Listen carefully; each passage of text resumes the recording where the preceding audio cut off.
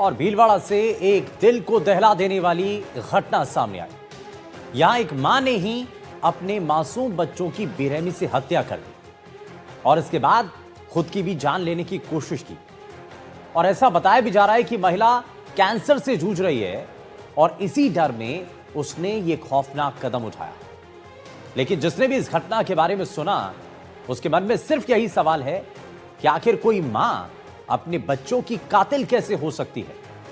आखिर कोई मां किसी भी परिस्थिति में अपने बच्चों की जान को मुश्किल में कैसे डाल सकती है, क्योंकि मासूम बच्चों की इस दौरान बेरहमी से हत्या कर दी गई और इसके बाद खुद की भी जान लेने की कोशिश की। बताया जा रहा है कि महिला कैंसर से जूझ रही है और यही खतरा उस महिला को खाए जा रहा था कि उसके बाद इन बच्चों का क्या होगा, उन बच्चों को पालेगा कौन, उनको खाना कौन खिलाएगा।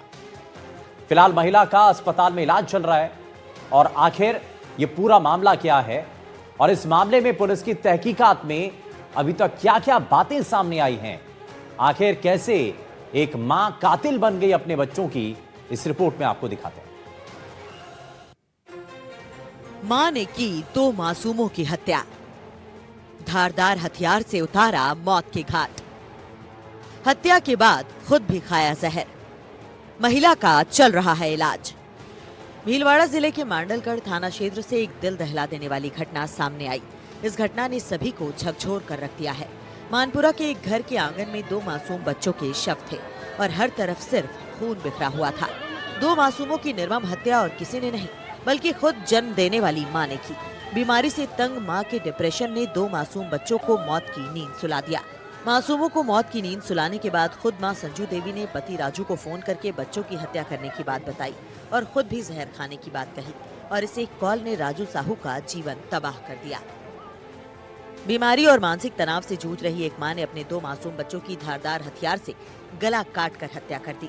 इसके बाद महिला ने आत्महत्या करने की कोशिश की। महिला गंभीर हालत में हॉस्पिटल में एडमिट है। मानपुरा निवासी टेंट कारोबारी राजू साहू की पत्नी संजू देवी ने अपनी 12 साल की बेटी नेहा और 6 साल के बेटे भैरू की हत्या कर दी। महिला ने घर में रखे टेंट के पाइप लगाने वाले लोहे के सरिये और धारदार दांतली से बच्चों को मारा। दोनों बच्चों के गले और शरीर पर ताबड़तोड़ वार किए, जिससे उनकी मौके पर ही दर्दनाक मौत हो गई। दोनों बच्चों को मौत की नींद सुलाने के बाद खुद भी उसने जहर खा लिया। घटना के दौरान महिला का पति घर पर नहीं था। बच्चों को मारने के बाद उसने पति को फोन कर कहा कि मैंने बच्चों को मार दिया है। आरोपी लंबे समय से कैंसर से पीड़ित है, इसी वजह से वो परेशान थी। राजू ने तुरंत इसकी सूचना अपने पड़ोसियों को दी। पड़ोसी उसके घर पहुंचे लेकिन गेट बंद थे। उन्होंने संजू देवी को काफी आवाज दी लेकिन अंदर से कोई जवाब नहीं मिला। इसके बाद कुछ लोग छत पर चढ़कर घर के अंदर उतरे। वहाँ संजू अपने दोनों बच्चों के पास बेसुध मिली। बच्चे खून से लथपथ थे, उनकी मौत हो चुकी थी। इस मामले में अभी तक पुलिस किसी खास नतीजे पर नहीं पहुंच पाई है। मां के हाथ कत्ल किए गए दोनों बच्चों के शवों का अंतिम संस्कार कर दिया गया है। मां ने अपने दोनों मानपुरा गांव में थाना क्षेत्र मांडलगढ़ में अपने दोनों बच्चे बच्ची की हत्या कर दी है। मां ने भी जहर खा लिया, जो अस्पताल में भर्ती है। दृष्टया वो मानसिक रूप से विक्षिप्त या मानसिक रूप से बीमार लगती है महिला के कारण बाकी जांच जारी है। सूचना मिलने के बाद मांडलगढ़ पुलिस मौके पर पहुंची और घटनास्थल को सीज कर दिया। फिलहाल पुलिस मामले की जांच कर रही है कि आखिर एक मां ने इतना बड़ा कदम क्यों उठाया और इसके पीछे की असली वजह क्या है।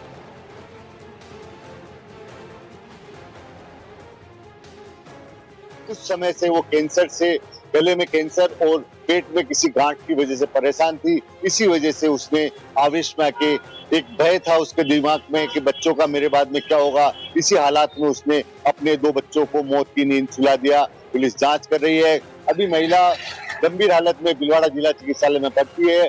कल उसको मांडलगढ़ चिकित्सालय में भर्ती कराया गया था, मगर उसके हालात में सुधार नहीं होने पर भीलवाड़ा जिला चिकित्सालय में भर्ती कराया, जहाँ अभी वो आईसीयू वार्ड में स्वास्थ्य लाभ ले रही है। मगर कहीं ना कहीं समाज के लिए एक बड़ा झकझोर देने वाली इस घटना ने समाज को एक बार फिर हिला कर रख दिया है। नवीन जोशी, कैमरा पर्सन अरुण के साथ, एनडीटीवी भीलवाड़ा।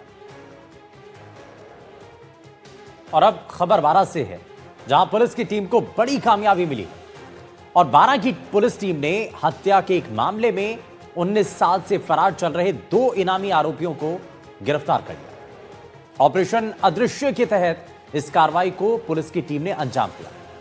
आपको बताएं कि दोनों आरोपियों पर 20-20 हजार रुपए का इनाम भी घोषित था और ये वेश बदलकर मध्य प्रदेश में रह रहे थे। पुलिस की टीम ने कड़ी मशक्कत के बाद इन आरोपियों को पकड़ने में सफलता हासिल की है, लेकिन लंबे समय तक पुलिस की टीम इनको पकड़ने की कोशिश कर रही थी, लेकिन ये पकड़ में नहीं आ रहे। अलग अलग जगहों पर ये रह रहे थे, अपना ठिकाना लगातार बदलते रहते थे और सबसे बड़ी बात, ये अपना भेष बदलते रहते थे, कभी साधु के भेष में, कभी किसी और के भेष में, और इसी वजह से इन तक पहुंचना, इनको पकड़ना पुलिस के लिए बड़ा चुनौतीपूर्ण हो चुका था। अब पुलिस की टीम ने इसको लेकर के ऑपरेशन अदृश्य चलाया और उसके बाद इस कार्रवाई को अंजाम दिया गया। 2 आरोपी अब गिरफ्त में आ चुके हैं। 20-20 हजार रुपए का इनके ऊपर इनाम घोषित था और जैसे कि हम आपको बता भी रहे हैं कि भेष बदल करके ये रह रहे थे और फिलहाल जब इनको पकड़ा गया तो मध्य प्रदेश में ये भेष बदल करके रह रहे थे। आखिर क्या ये पूरा मामला है और पुलिस के हत्थे आखिर ये शातिर कैसे अपराधी चढ़े, जरा इस रिपोर्ट में आपको दिखाते हैं। पुलिस को मिली बड़ी सफलता। 19 साल बाद 2 आरोपी गिरफ्तार। ऑपरेशन अदृश्य के तहत कार्रवाई। हॉकर और कबाड़ी बने पुलिसकर्मी। राजस्थान की पुलिस शातिर अपराधियों पर भारी पड़ रही है। बदमाश कितने ही शातिर हों, लेकिन पुलिस उन्हें दबोच रही है।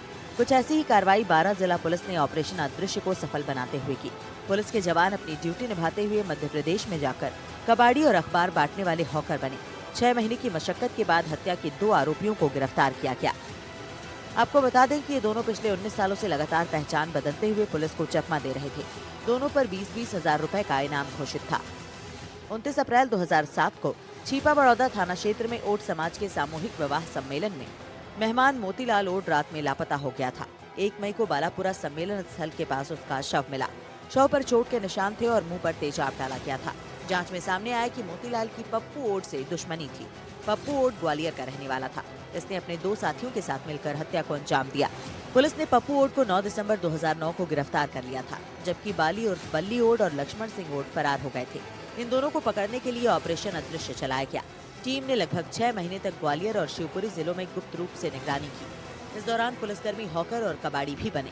पुलिसकर्मी आरोपियों के बारे में जानकारी जुटाते रहे, फिर इन दोनों को गिरफ्तार कर लिया गया।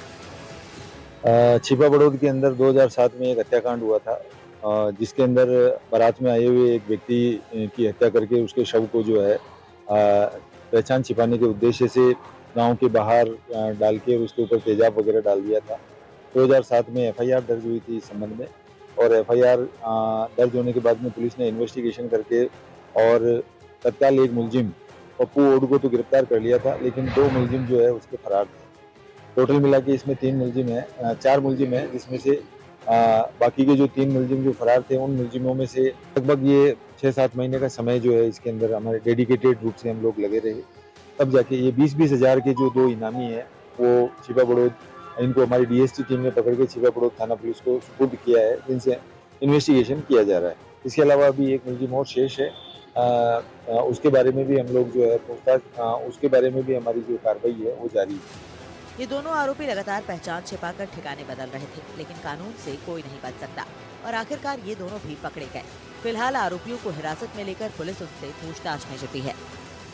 अपराधी कितना शातिर भी हो, लेकिन पुलिस और कानून के हाथ उन तक पहुंच ही जाते हैं। 12 पुलिस के ऑपरेशन अदृश्य ने इस बात की तस्दीक कर दी है। पुलिस ने 19 साल के हत्या के एक आरोप में 2 आरोपियों को 19 साल बाद गिरफ्तार किया है।